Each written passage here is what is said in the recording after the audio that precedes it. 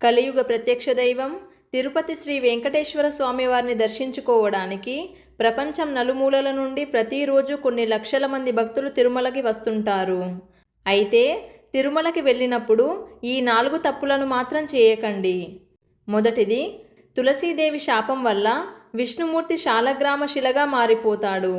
అయితే తిరుమల కొండ కూడా అలాంటి శాలగ్రామ శిలనే. అందుకనే తిరుమల మాడవీధుల్లో చెప్పులను వేసుకొని తిరగకూడదు. రెండవది, శ్రీనివాసుడు పద్మావతి అమ్మవారిని వివాహం చేసుకున్న 6 నెలల తర్వాత తిరుమల కొండపైనకి వెళ్ళాడంట.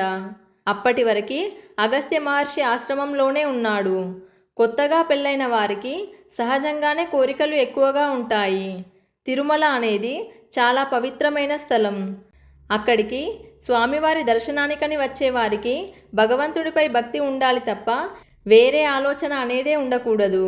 అందుకనే కొత్తగా పెళ్ళైన వారు 6 నెలల వరకు తిరుమల కొండపైనకి వెళ్ళకూడదని అంటుంటారు.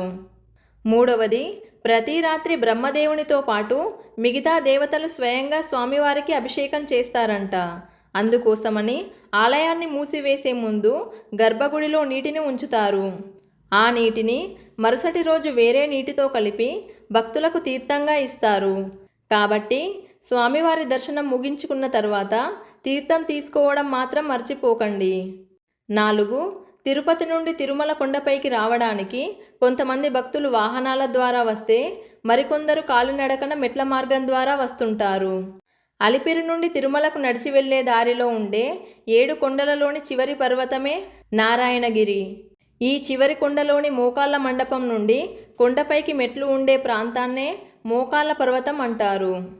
ఎంతో పవిత్రమైన శాలగ్రామ శిలతో నిర్మితమైన ఈ పర్వతాన్ని పాదాలతో ఎక్కడం మహాపాపమని భావించిన శంకరాచార్యుల వారు ఈ పర్వతాన్ని తన మోకాళ్ళపై ఎక్కాడంట.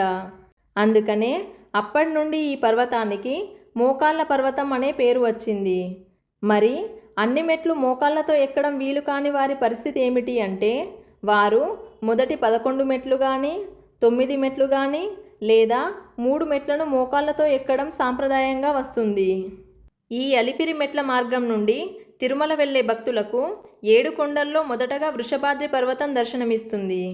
ఆ తర్వాత అంజనాద్రి, నీలాద్రి, గరుడాద్రి, శేషాద్రి, నారాయణాద్రి పర్వతాలు వరుస క్రమంలో వస్తాయి. మోకాళ్ళ పర్వతంతో కూడిన నారాయణాద్రి పర్వతం ఎక్కిన తర్వాత శ్రీనివాసుడు కొలువై ఉండే వెంకటాద్రి పర్వతం దర్శనమిస్తుంది. ఈ మార్గంలో మనకు పెద్దగా మెట్లు ఎక్కడా కనిపించవు. మొత్తంగా 3550 మెట్లు ఉంటాయి.